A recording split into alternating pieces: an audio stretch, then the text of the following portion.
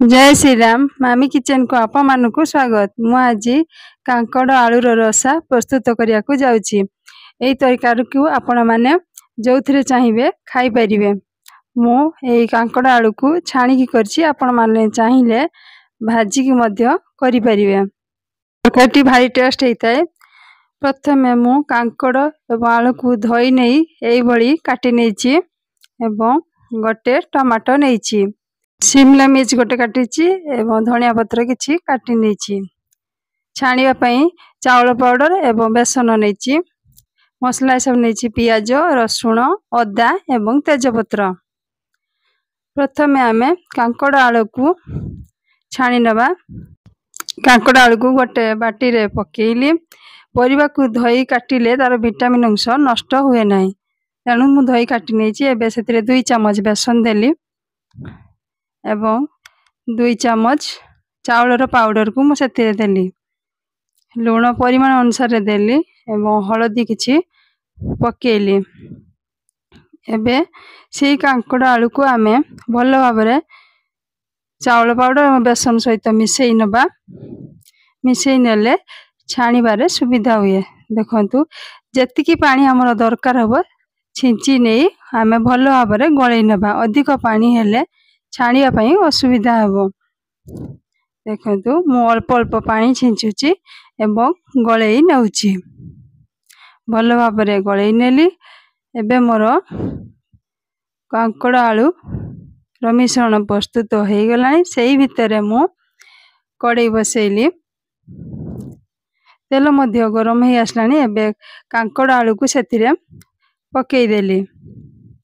गोटे गोटे एई भली भाबरे पकेई नेबा एवं पकई सारा परे आमे गैस को मीडियम रे रखिबा। हाई फ्लेम रे रखिले पड़ी जिवो। मीडियम फ्लेम रे रखी हल्का हल्का आमे अलटाई नेई छाणी नबा, नहले परिबा गुडी को सिजिबो नाही, पोड़ी जिवो। पड़ी गले तरकारीटी भलो लागिबो नाही। खंद मोर गोटे पट हो गला, अन्य पट मध्य हो गला। कलर बहुत भलो देखा होचे। एबे अन्य पात्र को खोली नबा। भलो भाबरे छाणी देले तरकारीटी भलो होइताय। देखंतु सेही प्रोसेस रे आमे बळीथवा कांकड़ आलू को छाणी नबा। पकई देली। एबे अलटाई नबा। अलटाई नेई देखंतु मोर हेई आसलानी। एबे अन्य पात्र को खोली नबा। एबे मोर कांकड़ आलू छणा हेई गला। एबे आसंतु काटी रखितिबा शिमला मिर्च को मध्य छंका चटुरे देई आमे किछि समय तेल रे पके उठे आनिबा। अधिक भाजी देले तार टेस्ट कमी जाय, तेणु अल्प समय पके छंका साहाय्य उठे आनिबा। देखंतु अलगा जगह को रखी देली। एबे सेही कड़ाई रे सेही छाणीथिबा तेल रे मु नेइची। तेल मध्य गरम आसले। एबे सेथिरे काटी रखिथिबा पियाज को देली। पियाज को आमे किछि समय भाजी नबा। सेथिरे गोटे तेजपत्र देली। एबे पियाज को किछि समय भाजी नबा।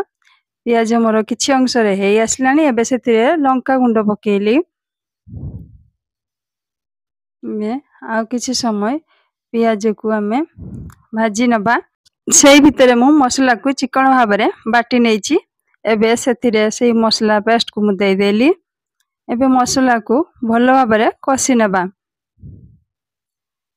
भलो भाबरे मसला टी हेई गले तरकारीटी भलो हेइताय। जदि मो वीडियोटी आपन को भल लागे तबे लाइक एवं सब्सक्राइब करिया को भूलिबेनी। देखंतु मसला टी मोर किछि अंश रे हेई आसलानी। आ अल्प समय हबो। कलर मध्य बहुत भलो देखा जाउची। मसला टी भलो भाबरे मोर हेई गलानी। एबे सेतिरे धनिया गुंड पकेइली। जीरा गुंड किछि पकेइली एवं चिकन मसला किछि देली। एबे मसला को आउ किछि समय कसी नबा। गरम मसला मध्य किछि देली। मसला को आउ किछि समय भलो भाबरे कसी नबा। देखंतु कड़ाई रु मोर तेल मसला अलगा हेई आसलानी। एबे सेतिरे गोटे टमाटो को मु पेस्ट को रखितिली सेतिरे देली। ଏବେ ଆଉ କିଛି ସମୟ ସେଇ ମସଲାକୁ କଷି ନେବା। ଯେହେତୁ ଟମାଟର ପେଷ୍ଟ ପଡ଼ିଛି, ପରିମାଣ ଅନୁସାରେ ଲୁଣ ଦେଲି, ହଳଦୀ କିଛି ଦେଲି। କଡ଼େଇରେ ମସଲାଟି ଲାଗି ଯାଉଛି, ତେଣୁ ସେଥିରେ କିଛି ପାଣି ଦେଇ ଆଉ କିଛି ସମୟ କଷି ନେବା। କଡ଼େଇରୁ ତେଲ ମସଲା ଅଲଗା ହେଇଗଲେ ଆମେ ଜାଣିବା ମସଲାଟି ଭଲ ଭାବରେ ହେଇଯାଇଛି। ଦେଖନ୍ତୁ ମୋର ମସଲା ଏବଂ ତେଲ ଅଲଗା ହେଇ ଆସିଲାଣି, ମସଲା ମଧ୍ୟ ହେଇଗଲାଣି। ଏବେ ସେଥିରେ ଛାଣି ରଖିଥିବା କାଙ୍କଡ଼ ଆଳୁକୁ ପକେଇଲି ଏବଂ ସେଥିରେ କିଛି ପାଣି ଦେଇ, କାରଣ ମସଲାଟି ତଳେ ପଡ଼ି ଯାଉଛି, ତେଣୁ ପାଣି କିଛି ଦେଲି। ଏବେ ଭଲ ଭାବରେ କଷି ନେବା। କିନ୍ତୁ କଷି ହେଇଗଲା। ଏବେ ସେଥିରେ ପାଣି ଦେଇ କିଛି ସମୟ ଫୁଟିବାକୁ ଛାଡ଼ିଦେବା। କଲର ଭଲ ଦେଖାଯାଉଛି, ବାସ୍ନା ମଧ୍ୟ ବହୁତ ଭଲ ଆସୁଛି। କିଛି ଅଂଶରେ ଫୁଟିଗଲେ ତାପରେ ଆମେ ଦେଖନ୍ତୁ ଫୁଟିଗଲାଣି। ଏବେ ସେଥିରେ ଛାଣି ରଖିଥିବା ଶିମଲା ମିର୍ଚକୁ ପକେଇଲି, ଧନିଆ ପତ୍ର କିଛି ପକେଇଲି। ତରକାରୀଟି ଭଲ ଭାବରେ ଫୁଟିଗଲେ ଆମେ ଅନ୍ୟ ପାତ୍ରକୁ କାଢ଼ି ନେବା। ଏହି ତରକାରୀକୁ ଆପଣମାନେ ଭାତ, ରୁଟି, ମୁଢ଼ି, ପଖାଳ ଯେଉଁଥିରେ ଚାହିଁବେ ଖାଇପାରିବେ। ଯେଉଁମାନଙ୍କୁ କାଙ୍କଡ଼ ଭଲ ଲାଗୁନଥିବ, ଏଇ ପ୍ରୋସେସରେ କାଙ୍କଡ଼ ଆଳୁ ରସା କରନ୍ତୁ, ଖାଆନ୍ତୁ, ଭାରି ଟେଷ୍ଟ ଲାଗିବ। ଏବେ ମୋର କାଙ୍କଡ଼ ଆଳୁର ରସା ପ୍ରସ୍ତୁତ ହେଇଗଲା। ଅନ୍ୟ ପାତ୍ରକୁ କାଢ଼ି ନେବା।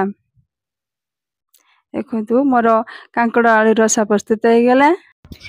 ମୋ ଭିଡ଼ିଓଟି ଏତେ ସମୟ ଦେଇ ଦେଖିଥିବାରୁ ଆପଣମାନଙ୍କୁ ବହୁତ ବହୁତ ଧନ୍ୟବାଦ। ଜୟ ଶ୍ରୀରାମ।